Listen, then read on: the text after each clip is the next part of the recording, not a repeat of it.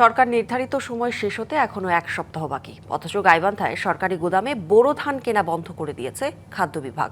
ফলে সরকারি গুদামে ধান বিক্রি করতে না পেরে বিপাকে কৃষক। সুযোগ বুঝে কম দামে ধান কিনতে চাইছেন স্থানীয় গুদাম ও ফরিয়ারা। এতে ন্যায্য দাম না পাওয়ায় ধান বিক্রি নিয়ে দিশেহারা জেলার অনেক কৃষক।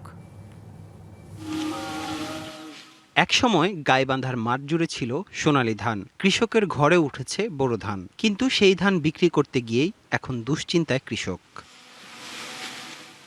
আগামী 31শে আগস্ট পর্যন্ত ধান চাল সংগ্রহ অভিযানের সময়সীমা নির্ধারিত থাকলেও গাইবান্ধায় 9ই আগস্ট থেকে ধান সংগ্রহ বন্ধ করে দিয়েছে খাদ্য বিভাগ।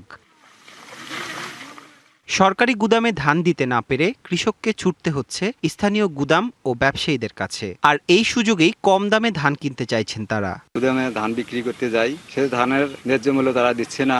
আমাদের ধান আছে ঘরের মধ্যে, সে ধান তো নিচ্ছে না, না বেচলে আমরা তো চলবো কি করি কৃষি মানুষ। সরকার নির্ধারিত মূল্য যেখানে প্রতিমন ধান 1440 টাকা, সেখানে স্থানীয় গুদামে এখন মোটা ধান 850 এবং চিকন ধান প্রায় 900 টাকা মন দরে কেনার অভিযোগ কৃষকের। 900 আর 850 টাকা ধানের দাম কয়, তার চেয়ে আমাদের খরচা হয় অনেক বেশি। গুদামওয়ালারা কয় যে ধান সরকার নেয় না, আমরা নিয়ে কি করবো। একদিকে ন্যায্য দাম না পাওয়ায় হতাশা, অন্যদিকে সংসারের খরচ, এর সঙ্গে সামনে আমন মৌসুমে নতুন করে ধান রোপণের খরচ, সব মিলে দিশেহারা কৃষক।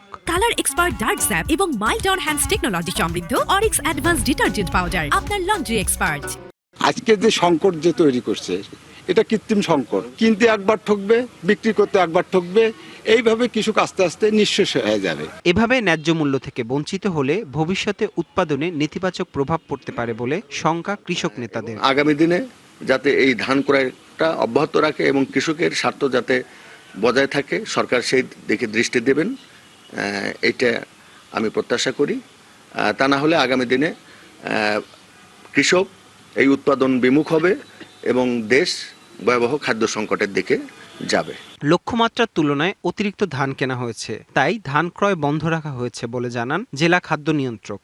গাইবান্ধা জেলায় ধানের লক্ষ্যমাত্রা ধরা হয়েছিল 9563 মেট্রিক টন। এর বিপরীতে আমরা সংগ্রহ করেছি 14396 মেট্রিক টন এবং সরকারিভাবে সারা বাংলাদেশে কেনার লক্ষ্যমাত্রা ছিল 5 লাখ মেট্রিক টন এবং এটা সরকারিভাবে কেনা হয়েছে 5,75,000 মেট্রিক টন প্লাস। এই গত সপ্তাহে আমাদেরকে একটা মৌখিক নির্দেশনা দেওয়া হয়েছে, ধান সংগ্রহ বন্ধ থাকবে। সেই হিসেবে আমরা গাইবান্ধা জেলাতেও ধান সংগ্রহটা বন্ধ রেখেছি।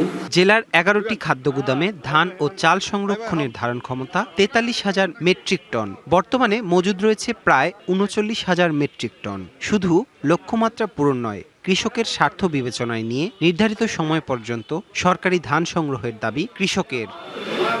DBC news desk.